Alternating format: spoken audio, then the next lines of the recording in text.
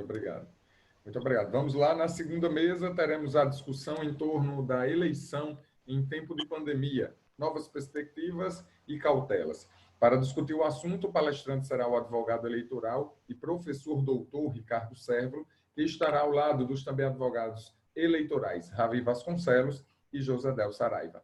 Então, vamos lá, com a palavra, doutor Ricardo Servo. Bem, antes de mais nada, eu quero agradecer, boa noite, né? Agradecer o convite do doutor Marcos Vilar, representando a PAN. Quero agradecer a toda a diretoria pela honra de aqui estar num seletíssimo grupo do pensamento jurídico e contábil eleitoral, de ter a oportunidade de interagir com os colegas.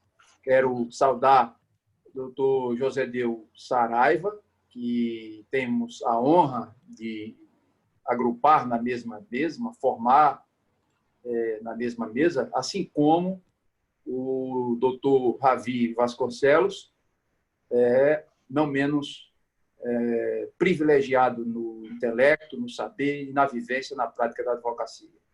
E aos nossos colegas jornalistas, a Marli, André Gomes, enfim, que estão dando todo o suporte com muita maestria. A mim me coube falar sobre as eleições de 2020. Eu acho que eu fui uma das primeiras pessoas e das pessoas que militam, dos profissionais que militam dentro da advocacia eleitoral, de, vamos dizer assim, cantar a bola da questão do adiamento das eleições. Eu falava disso há 2 meses, 2 meses e meio, quando eu me dei conta dos números, da gravidade e da situação que eu via em outros países.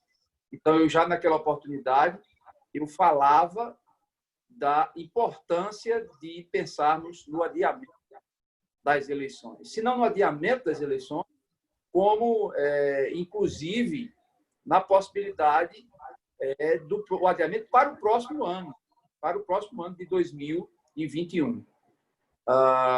Recebi muitas críticas a respeito do adiamento, inclusive do adiamento para este ano, mas sem querer chancelar nenhum ato de profecia, e não é ufanismo de minha parte, aconteceu justamente aquilo que nós prevíamos diante do quadro que se desenhava, se avizinhava e se instalava, e se instalou e ainda está por ser vencido aqui no Brasil. Né? Então, essa reflexão já foi dita aqui, que eu tive a honra de assistir à mesa anterior, quero parabenizá-los, já foi dito que será uma eleição atípica. Né?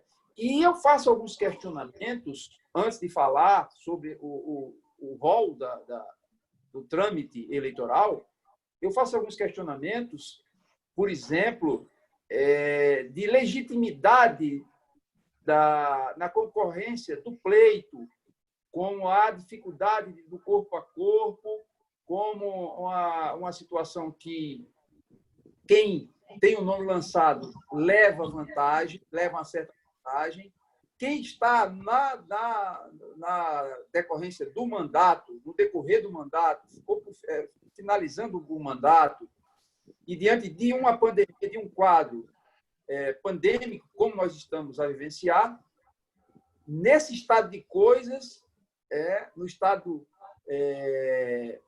que se encontra, a gente já pode vislumbrar, essa é a minha visão, eu não sei o que os colegas acham a respeito disso, de uma situação de desvantagem também, mesmo quando se tem um nome lançado, uma situação de desvantagem pelo fato de uma administração estar conduzindo todo esse caos de saúde pública, esse caos pandêmico.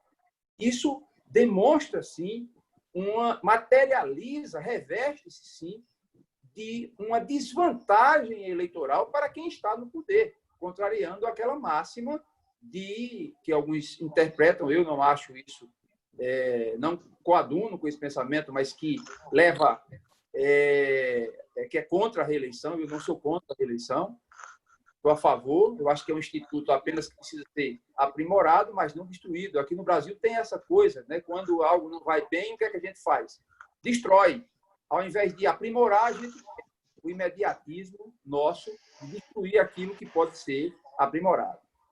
No campo do rol das eleições, que a gente acabou de falar, nós temos a mudança, como já foi dito aqui, as eleições para o primeiro turno, no dia 15 de novembro, e para as cidades que têm segundo turno, para o dia 29 de novembro. Né? Falando do registro das candidaturas, né, as convenções, por exemplo, as convenções elas vão do dia 31 de agosto até o dia 16 de setembro. Né? O registro de candidatura ele vai até 26 de setembro. Né? São prazos que foram, obviamente, modificados diante dessa situação toda. Né? A prestação de contas, nós já dissemos aqui que teremos a diplomação dos eleitos sem julgamento das contas ainda. É que aí, para a previsão do 30A, a gente vai para março, se for o caso de ajuizamento futuro. Mas nós teremos, para julgamento das contas, né, o dia 12 de fevereiro, que acontecerá o julgamento das contas. Agora, eu gostaria de enfatizar uma coisa aos senhores e às senhoras que nos assistem. A regra é que o prazo dos 3 meses que foi inserido, foi insetado dentro da PEC, é uma regra que estende-se os 3 meses para o prazo da eleição, obviamente, e iguala toda essa contagem dos 6 meses como parâmetro, isso aqui é onde eu quero chegar, como parâmetro, o dia 15/8, né? No caso, 15 de agosto. Mas é importante que se diga que o prazo do dia 15 de agosto ele já entrou no período dos 3 meses de vedações, inclusive das questões da propaganda, da publicidade, da gestão, da publicidade institucional. Eu queria fazer esse alerta porque o prazo final para que se observe a dicção legal não é no dia 15 de agosto, mas sim no dia 14 de agosto. Isso para propaganda institucional, isso para o prazo de incompatibilização, isso para as condutas vedadas de um modo geral, que deve ser observado para não entrar nessa vedação dos três meses que refere à lei. Então, a gente eu já vi várias tabelas que estão estabelecendo isso a respeito desse prazo do dia 15. Sim, um prazo para a gente mirar apenas o dia da eleição, mas não o dia propriamente dito a ser escolhido para desincompatibilização, por exemplo, ou como prazo final para a verificação da propaganda institucional, né? A publicidade institucional. Então, seria até o dia 14 de agosto. A outra mudança também, que é com relação ao limite de gastos, né?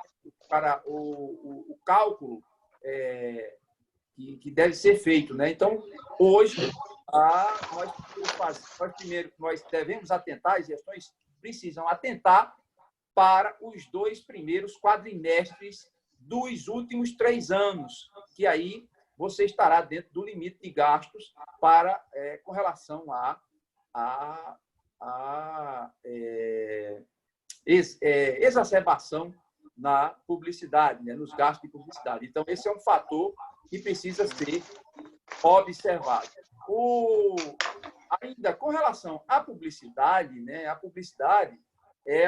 a inovação da PEC, ela traz, com relação à questão da publicidade, ela fala que é possível a publicidade em todo o semestre o segundo semestre, no caso esse que nós estamos a vivenciar, mesmo no período vedado. Ora, por óbvio, se eu estendo ao segundo semestre, eu posso fazer publicidade até 31 de dezembro. Essa é a lógica, porque se nós fizermos uma interpretação literal acerca da publicidade, nós iremos nos deparar justamente com essa possibilidade até o dia 31 de dezembro. Porque quando saiu, eu estou falando isso, porque quando saiu isso, aí alguns colegas ainda pensaram e debateram a respeito desse marco temporal do dia 15 de agosto, mas não, é muito clara. E há uma inovação na PEC quando ela diz o seguinte, que essa utilização de publicidade para fins de utilidade pública, especificamente, no caso, voltado para o combate à Covid, o combate à pandemia que nós estamos vivenciando, ela é plenamente possível, inclusive sem a necessidade de autorização do Judiciário Eleitoral. O que é que a gente precisa ter? E aqui fica essa reflexão já para os pré-candidatos, né, as pré-candidatas, com relação ao cargo majoritário. É que não podemos esquecer das condutas que venham exorbitar o exercício da previsão legal, da dicção legal da PEC. Ou seja, pode haver excessos, sim, e tais excessos, eles poderão estar sujeitos à penalidade da lei, de estilo, obviamente, responder pelos excessos que sejam cometidos. Porque havia realmente essa dúvida a respeito da questão da publicidade.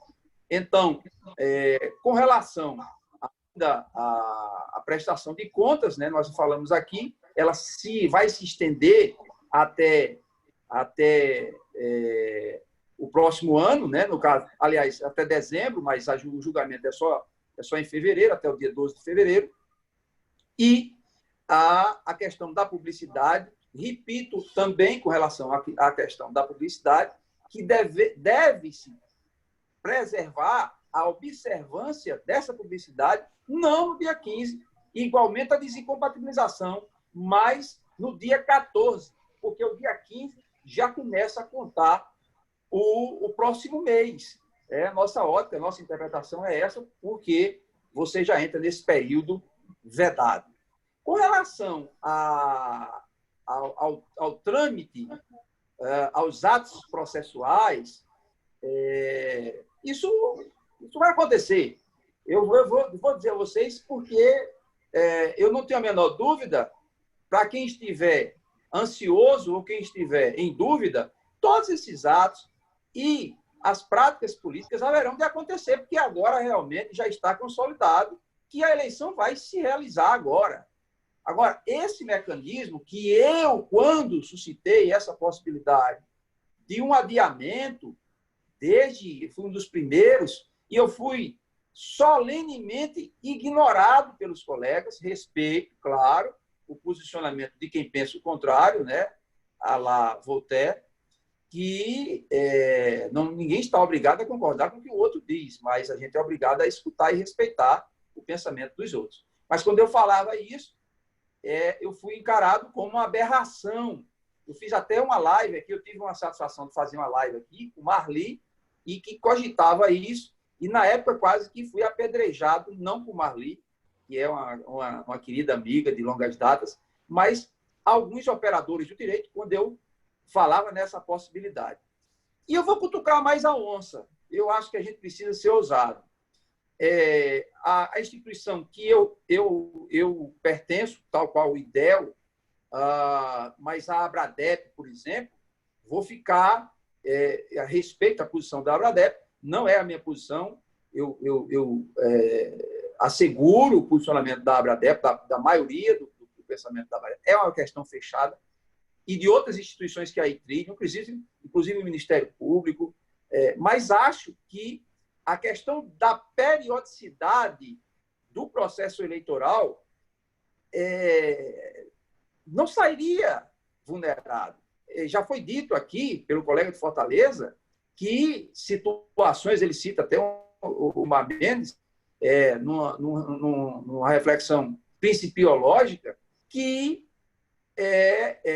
o Streck, o nosso jurista, né, que fala da questão de emergencial para uma legalidade emergencial. Eu cito aqui o jurista alemão, constitucionalista, Konrad Hess, que ele fala que a necessidade não conhece princípios. E realmente a necessidade não conhece princípios.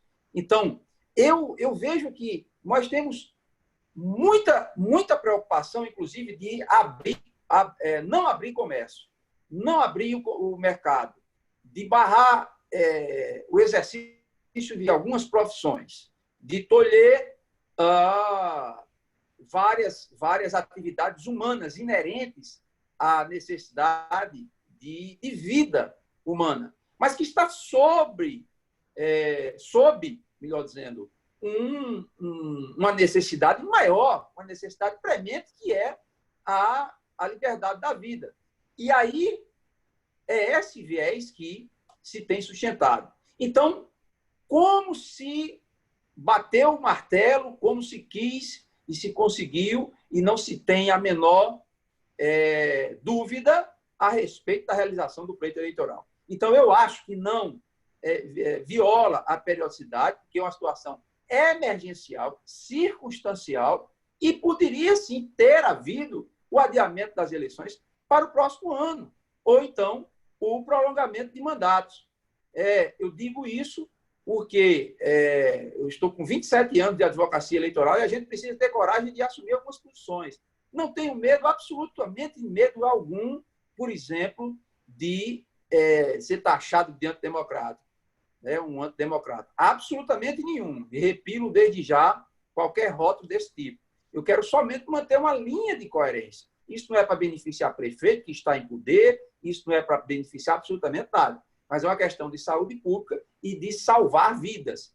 Como que eu, tendo isso, inclusive com recontágio, com outras... Portugal está passando por uma situação dessa agora, no momento, a respeito de recontágio, e perdermos vidas humanas, como que eu iria me preocupar com algum princípio desta ordem quando vidas humanas podem ser atingidas? Então, eu não vislumbro nenhum tipo de vulneração à periodicidade do voto. É uma questão consolidada, mas eu vejo com preocupação. E para manter a coerência, se tudo está fechado, não vamos mudar, só para encerrar, André, me permita, não vamos mudar do ponto de vista científico, não há qualquer mudança de uma eleição que aconteça em outubro para uma eleição que aconteça em novembro. Fica a reflexão e já agradeço a oportunidade. Ok, muito obrigado, doutor Ricardo. Passamos a palavra agora para o doutor José Del Saraiva.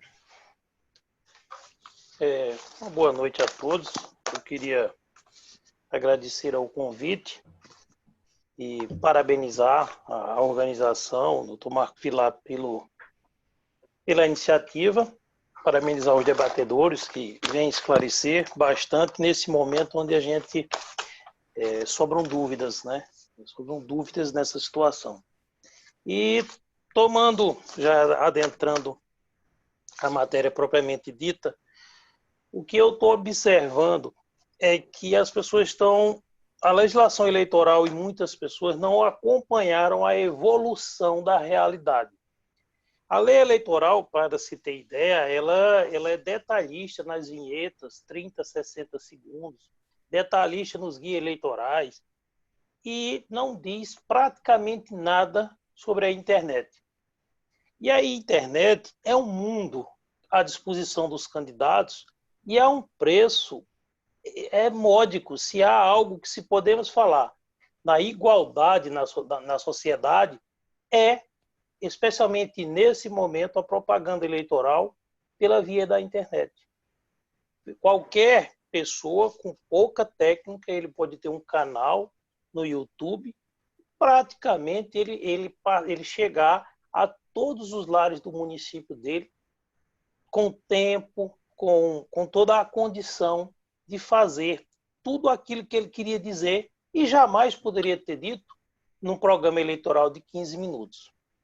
Para a população também é muito positivo e muito bom, porque a população pode cobrar desse candidato um debate, não feito entre candidatos, mas com a própria população, e aí, no quanto tempo os interessados quiser, poderão extrair desse candidato o máximo possível, evitando o que vimos no passado, que era aquela coisa plástica criada por marqueteiros, onde a grande disputa era quem pagava, qual marqueteiro tinha sido mais caro.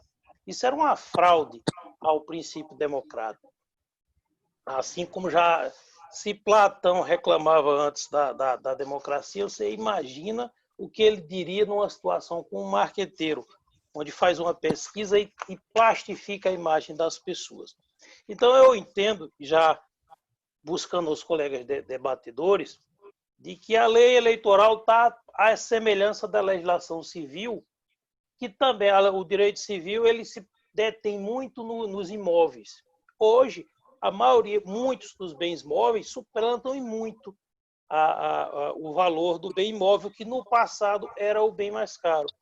E agora a legislação eleitoral eu também entendo que também está ultrapassada nessa parte. A internet hoje é um meio livre, é um meio amplo e ainda com uma situação ainda melhor, como um dos colegas colocaram aqui. A prova é clara, é patente. Ou seja, quem fizer algo ilegal na propaganda pela internet será muito facilmente punido pela Justiça Eleitoral. Então, adentrando esse tema, o que eu achava interessante era que os colegas falassem justamente disso, qual as expectativas que eles têm, porque a pandemia terminou também ajudando esse mundo virtual, né? Vários colegas cometem aqui ali uma gafe, dão graças a Deus ou graças a alguma coisa à pandemia, porque fez esses instrumentos que nós estamos agora. Podemos falar a quantas pessoas quiserem ter esse bom debate nesse momento, o que não seria no momento presencial. Já fiz audiências onde eu ia ter que percorrer 300 quilômetros e a audiência não demoraria mais de 15 minutos. Fiz da minha casa, numa tranquilidade ampla, com tudo aqui ao lado que a gente pode ter todos os recursos para fazer um bom debate. Então, assim, o que eu queria para que os nossos brilhantes colegas, doutor Ricardo Celo, doutor Ravi Vasconcelos, o que é que eles têm, quais impressões que eles estão tendo nesse vácuo legislativo. A gente sabe que a Justiça Eleitoral, há princípios em conflito aparente. Nós sabemos que, por exemplo, de um lado tem a pandemia, a necessidade do assistencialismo, de outro lado tem a Justiça Eleitoral, que pode interpretar que, ainda que aquilo esteja com todas as finalidades da pandemia, também pode influenciar o pleito eleitoral. São conflitos que vão conflito de normas que vão se chocar e o aplicador do direito vai ter que seguir algum dos caminhos. Daí a recomendação dos candidatos que pensem que, ainda que tenha lei, ainda que tenha a necessidade, ainda assim a Justiça Eleitoral pode investigar qualquer conduta, em especial essas da internet, que é muito fácil de fazer. Então, o que eu queria é isso, que os nossos colegas dissessem o que é que eles imaginam dessa eleição, que será com muita gente em casa, mas com um mundo aberto, que é o mundo da internet. Ok, muito obrigado, doutor Josedel. Agora passamos a palavra para o doutor Ravi Vasconcelos. Gostaria de parabenizar, primeiramente, meu nobre amigo Marco Vilar pela iniciativa, cumprimentar meu colega de profissão de longas datas, Ricardo Servo, a quem tenho muita admiração e respeito. Recíproco. Muito obrigado. E doutor Josedel também, um grande advogado militante na área do direito eleitoral, colega de labuta do direito público, ao qual também tenho um grande respeito. E eu fico até constrangido constrangido em falar depois dessas sumidades do direito eleitoral. Eu acho que esgota praticamente tudo que eu queria falar e esgotou. Na verdade, Modéstia, modéstia, modéstia demais. desde a primeira Isso palestra, mesmo. já foi esgotado, né? Marco Vilar dissecou muito bem, nosso colega o Alexandre Aureliano também falou muito pontos específicos sobre a questão da prestação de contas, e isso que é realmente importante e muitas vezes relegado, mas eu queria trazer a Vossas Excelências algumas opiniões pessoais sobre essa, essa questão da pandemia e nas eleições. A gente que trabalha no direito eleitoral, acompanha as eleições de perto e gosta dessa área, a gente vai sentir falta de algumas coisas, comícios, né? O próprio candidato no corpo a corpo, ir nas casas, pedindo voto, a entrega de santinho, isso tudo vai alterar, inclusive, as prestações de contas e os recursos que vão ser gastos nas eleições. Mas eu acho que o ponto que mais me incomoda e que eu acho mais interessante de ser abordado é a questão da distribuição, afinal estamos numa pandemia, distribuição de bens gratuitos à população pela necessidade que tem o poder público de trazer, em tempos de calamidade, de trazer ao cidadão uma garantia mínima de sobrevivência. E isso vai implicar diretamente nos gastos que aquele prefeito, que aquele gestor está fazendo ao longo do ano em cestas básicas. E eu estava aqui me recordando de um julgamento, que eu acho que foi em 2014, do TSE, em que estava em estado de calamidade, se não me engano, no Tribunal Regional, era do Tribunal Regional Eleitoral do Piauí, e havia um estado de calamidade pública na região e houve uma doação excessiva, salvo engano, do governador de cestas básicas. E houve uma condenação nesse sentido, alegando que estava em um abuso de poder político, um abuso de poder econômico ali. E o TSE entendeu que não, que na verdade era um estado de exceção que estava sendo vivenciado naquele momento e que a doação de cesta básica não havia nenhum tipo de promoção pessoal. E essa incógnita nós vamos enfrentar novamente. Nós temos que estar preparados, porque haverá muitos prefeitos que vão se aproveitar dessa situação de calamidade. Eu conheço alguns pretensos prefeitos, pretensos candidatos, que falam que o prefeito que a calamidade pública, entre aspas, caiu com uma luva para esse prefeito, né? Porque ele vai se utilizar disso. E esse é um ponto muito interessante que a gente tem que refletir, porque isso vai mudar a conjuntura do que o TSE vinha entendendo sobre a doação de bens gratuitos numa época de eleição, porque nós estamos misturando bens e pandemia, eleição e pandemia. É algo que nós talvez não venhamos vivenciar nos próximos 100 anos, se Deus quiser. E quanto à questão que o Dr. José Del falou com grande propriedade, na verdade, a lei que rege as eleições ela é de 97. Nós temos uma lacuna de 23 anos, com algumas atualizações, mas que realmente há uma falha na previsão de determinadas questões quanto ao uso da internet, né? E a internet realmente virou, e aí aspas para esse termo que vem sendo utilizado, o novo normal numa campanha eleitoral, e vivenciamos isso em 2018. Em 2018, foi eleito um candidato a presidente da República que tinha um partido com pouco, quase nenhum horário na propaganda eleitoral gratuita, relegando partidos como o PT e o PSDB que tinham e dominavam esse tempo eleitoral. Diante de toda a conjuntura que não convém tecer, mas é interessante notar o efeito que houve na rede social para a eleição do presidente da República. E esse é um ponto que é interessante também, como vai ser gerido as redes sociais numa época de pandemia, porque rede social, ao contrário do que pensam alguns, não é terra de ninguém. Na verdade, é uma terra que deve ser controlada, que o TSE a Justiça Eleitoral deve estar atenta, porque aí vai envolver propaganda eleitoral antecipada, vai envolver fake news, crimes como calúnia, injúria e difamação, e todas essas situações devem ser devidamente avaliadas. E aqui eu achei só voltando à pergunta que a Marina fez, eu achei ela muito interessante, porque ela faz uma questão do que pode ser pontuado a respeito de doação de cesta básica por gestor pré-candidato através de live musical. E é interessante que essas lives, elas não são patrocinadas pelo poder público.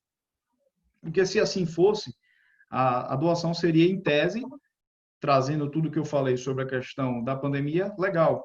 E o que ficou pontuado é que essas lives são feitas, o cantor faz a live e faz menção ao prefeito, ao candidato, e a doação estaria direcionada ao candidato. E aí a gente talvez entraria na violação do artigo 73, inciso 4 da Lei 9.504, da Lei das Eleições, que é a distribuição de bens associada a alguém que estaria doando. E essa é uma discussão também muito interessante, porque live de cantor é algo novo. A gente, na verdade, é acostumado com comícios, com etc. Nós estamos agora na época das lives. Nós estamos fazendo um evento aqui, que esse evento é uma live. Esse evento, eu vejo os rostos de Vossas Excelências e não os vejo fisicamente, pessoalmente, né? Então, é a era da tecnologia dominando as eleições, dominando um período eleitoral, e isso veio da pandemia que nós estamos enfrentando. Então, diante desses breves comentários que me falar aqui, já esgotados pela maestria de Josedel e Ricardo Serra, o que me restou a falar foi basicamente isso. Mas estamos abertos aos debates, às perguntas, para que a gente possa esclarecer mais temas diante dessa situação caótica que nós estamos vivendo, que é uma pandemia, e que, minha opinião, eu acho que o adiamento das eleições para o dia 15 de novembro, eu não sei se teremos uma grande diferença entre 4 de outubro e 15 de novembro, se esse impacto seria tão grande, porque nós temos 140 milhões de eleitores no Brasil. Digamos que vão votar aí 100 milhões de pessoas, nós vamos colocar em um dia só 100 milhões de pessoas nas ruas. Isso é muito, é muito.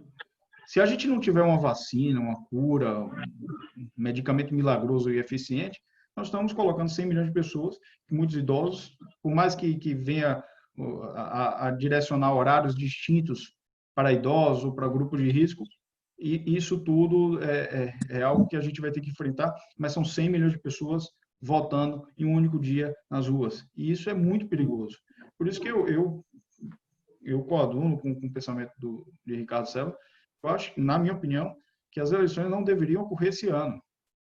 Deveriam estender os mandatos dos prefeitos, unificar as eleições, que é um pleito que a sociedade clama, porque haveria uma economia de gastos públicos, e estendia os mandatos dos prefeitos e deixava as eleições para 2022.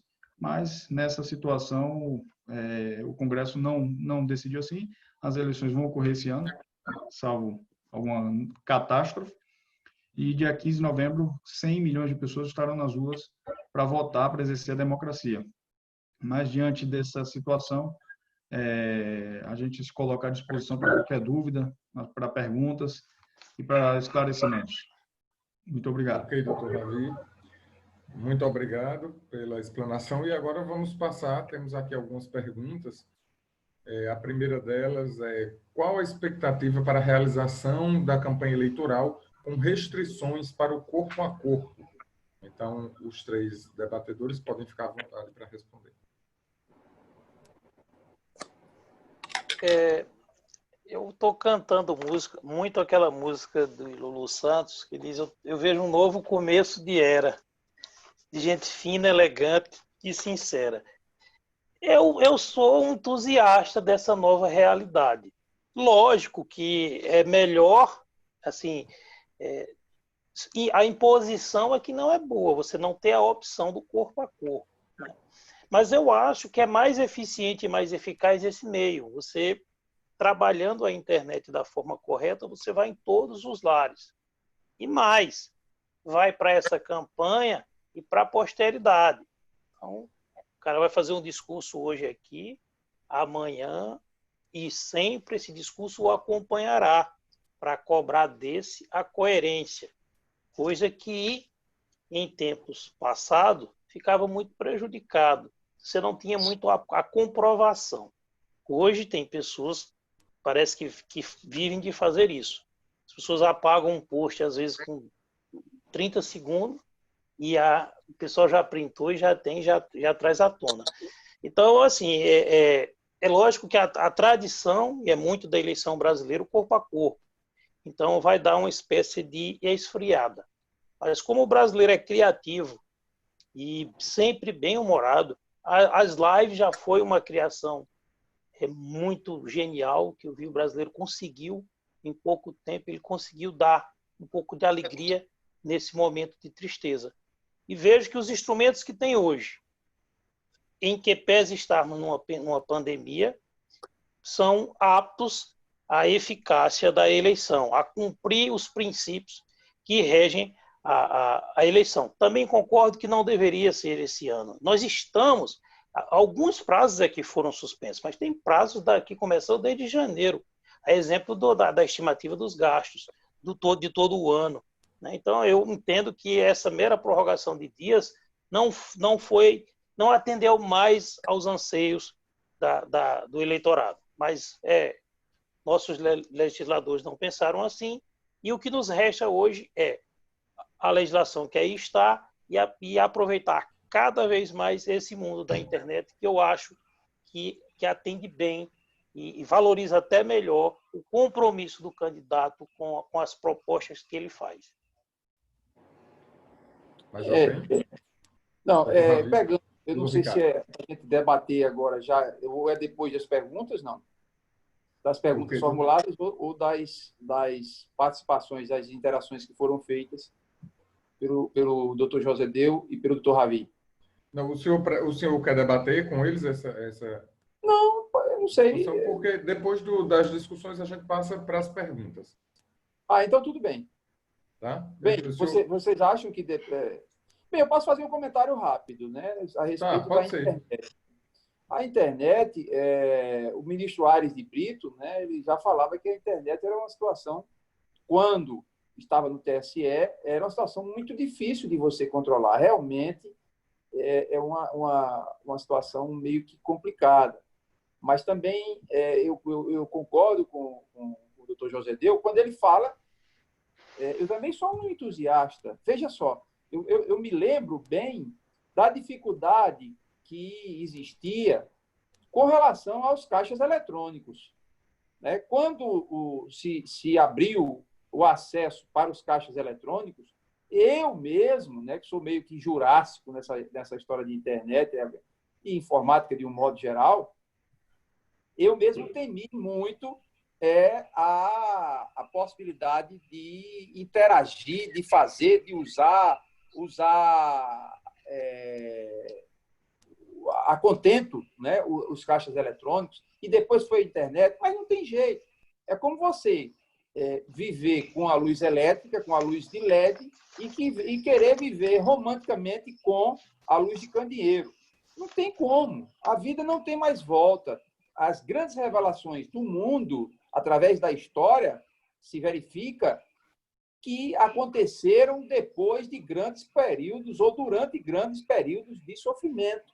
Né? A medicina, por exemplo, de traumatologia, de ortopedia, teve um avanço inimaginável na Guerra Civil Americana. Durante o período da Guerra Civil Americana, esse tipo de medicina avançou muito. E agora, com a pandemia, a gente fazendo uso, e o povo vai participar, o povo já utiliza bem, é claro que precisa ampliar, mas já tem mais desembaraço com relação às mídias sociais, os artefatos de comunicação da informática.